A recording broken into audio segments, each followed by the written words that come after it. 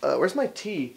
Where's my tea? Can somebody please explain to me why more people don't become addicted to washing their hair? On shampoo commercials, they make washing your hair seem like a continuous orgasm on heroin. And knowing all the weird shit that people like to do behind closed doors, I'm just surprised we don't see more of it on Intervention. So, just like that thought, and the rest of all my really good thoughts, this next one was inspired by a t-shirt. There are a lot of ways to measure success. It's not just all dollar signs and bottles of champagne.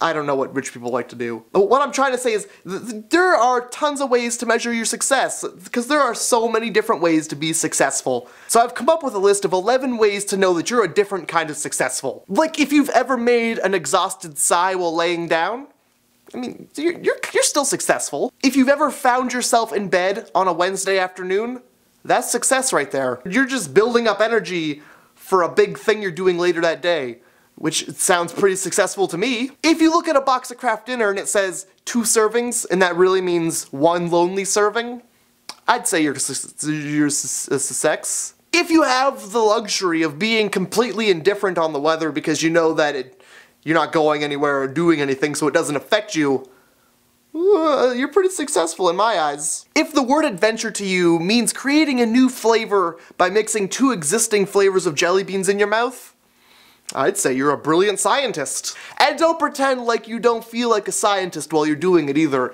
It's the closest I'm ever gonna come to curing cancer. Oh, you're sick? Well, look, I cut this lime jelly bean in half, and then I stuck it to this apple jelly bean. Here you go. I think you're gonna be pleasantly surprised with what happens next. If the phrase, "I'm about to go hog on this bag of chips," has ever left your mouth without anybody around to hear it, hey man, successful afternoon of not saying success right. If you feel like down in the deepest part of your heart that your success can be measured in hours logged on Netflix rather than awards and trophies and junk, I'd say you're successful. This one touches close to home, and I really believe in this one. If you've ever needed to open a package and somebody handed you something other than a knife or scissors and you still got the job done, you better believe you're a success. One time, I opened a milk carton with a screw. So, come at me, Bill Gates. Come at me, right here. Cause this is where the milk is, not the other thing that you think I said. If you have a look how dumb I was story, but you tell it with a weird sense of pride, it's a job well done right there. If you've ever looked in the mirror and instead of doing something to your hair or makeup or whatever and just said, well, I guess this is how I look today, that's success, and that's a good way of owning it. And finally, if when describing you to other people, if your parents have ever used the phrase, well, you better believe you're a success. It's just a different kind of success. Not many people know what an apple lime jelly bean tastes like.